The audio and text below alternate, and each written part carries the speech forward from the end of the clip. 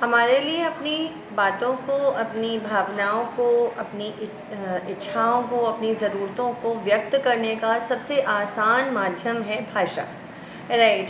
सो भाषा के माध्यम से हम अपनी भावनाओं को व्यक्त कर पाते हैं, दूसरों की ज़रूरतों को और इच्छाओं का, और उनके क्या इमोशनल नीड्स हैं, ज़रूरतें हैं, उसका आदान प्रदान कर पाते हैं, राइट।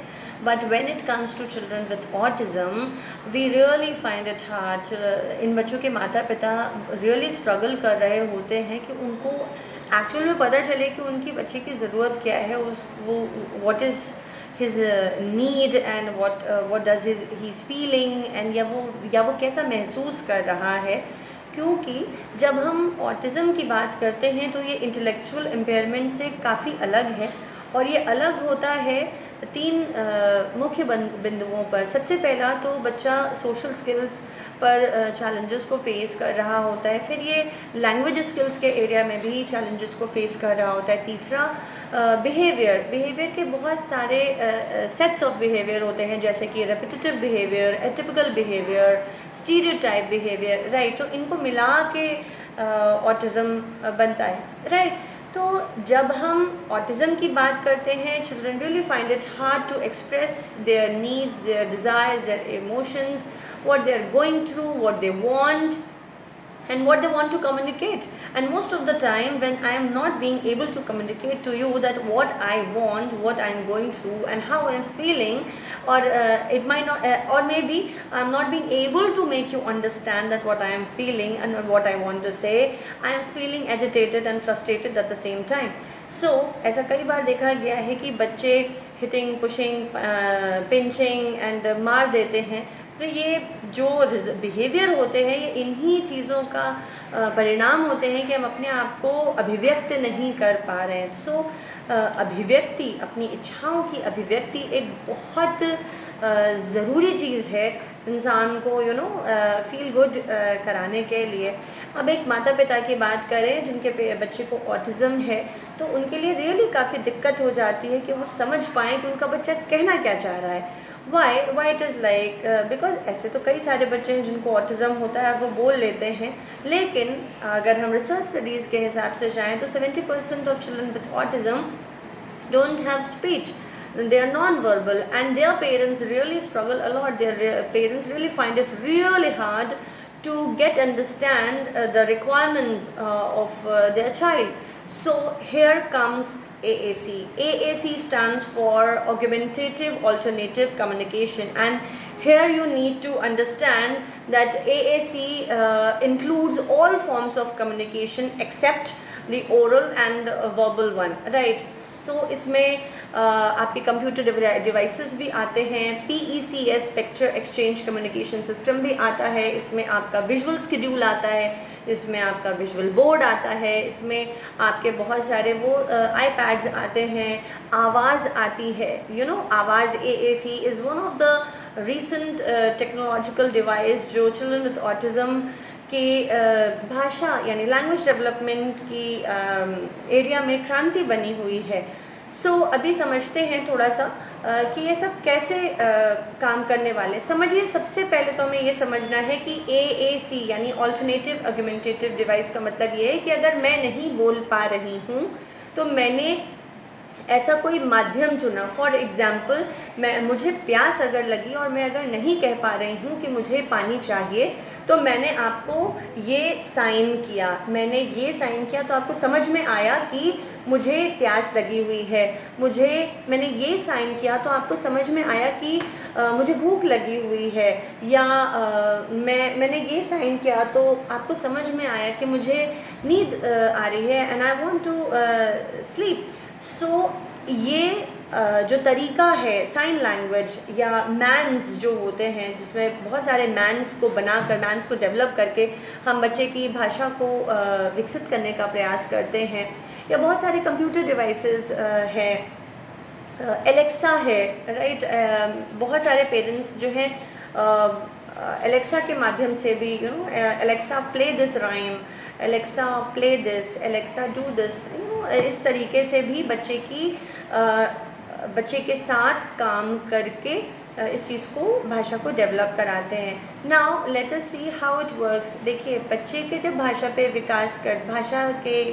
एरिया में विकास करते हैं तो ये मॉडलिंग पर काम करता है। हम मॉडलिंग के माध्यम से, मॉडलिंग एक सिखाने का तरीका है कि इसको ऐसे करते हैं, इसको ऐसे सिखा कर बच्चे को सिखाते हैं कि इस पर्टिकुलर माध्यम से हम अपनी ज़रूरतों को बता सकते हैं।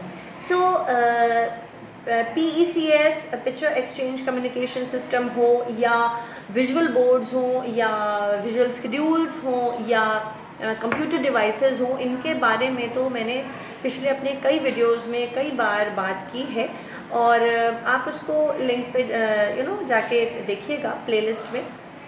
आज लेकिन बात करते हैं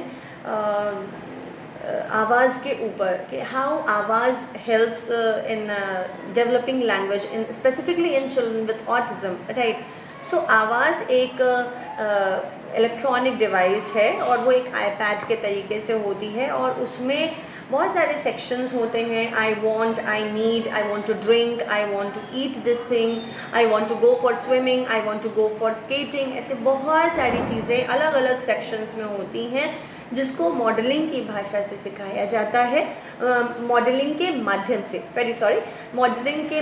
से सिखाया जाता है, और बच्चे को ये समझाने का प्रयास किया जाता है, सिखाने का प्रयास किया जाता है कि इस पर्टिकुलर वे से आप अपनी इच्छा को, आप अपनी नीड को आप कम्युनिकेट कर सकते हो, राइट। एंड ये सेम वैसे ही होता है कि जैसे ही बच्चे ने अपनी नीड को, किसी भी डिज़ायर को एक्सप्रेस किया, उसको वो चीज़ तुरंत दे दी जाती है।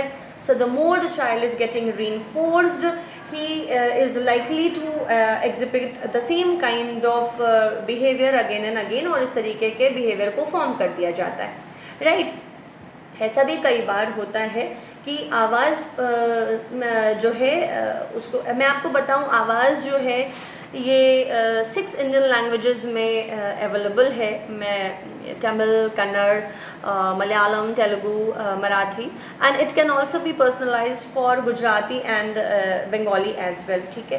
तो जब आवाज़ पर हम स्पेसिफिक किसी पिक्चर पर पॉइंट करते हैं तो वो बताता है कि आई वॉन्ट दिस, राइट, वो ये कहता है। बट जब हम उसको एलेक्सा से अटैच करते हैं, या हम आवाज़ का जो प्रोग्रामिंग है वो एलेक्सा में इनबिल्ट कर देते हैं, तो वही आवाज़ फिर और ज़्यादा एलेक्सा ज़ोर से बोल रही होती है। सो ऐसा भी कई पेरेंट्स ने बताया है कि ये एक बिल्कुल रेनेसां की तरह उनकी लाइफ में आया है। It's a great reformation in the area of language development.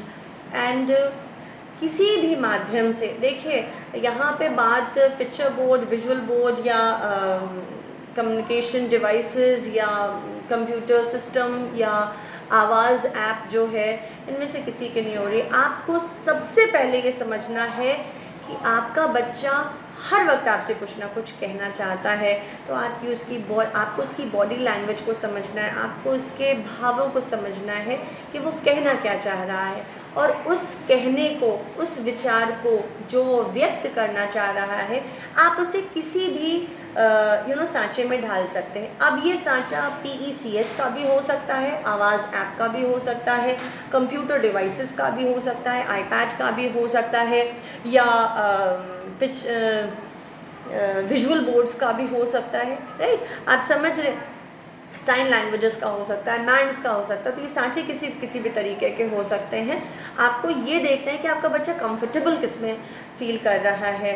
आपके भी अगर कोई और क्वेश्चन है, this is a requested video from मैत्री, उन्होंने, वो बैंगलोर से हैं, और उन्होंने मुझसे एक क्वेश्चन पूछा था। जनरली मैं हमेशा कहती हूँ कि अगर कोई ऐसा क्वेश्चन है जिस पर मैंने अभी तक नहीं बात की है, आप मुझसे वो पूछिए जो मैंने आज तक नहीं रिकॉर्ड किया है। सो thank you Maitri, I hope you are going to find this video helpful, and do write your query in the comment section below if you have any such query. I'll definitely try to record my another video based on your query. Till then, happy parenting.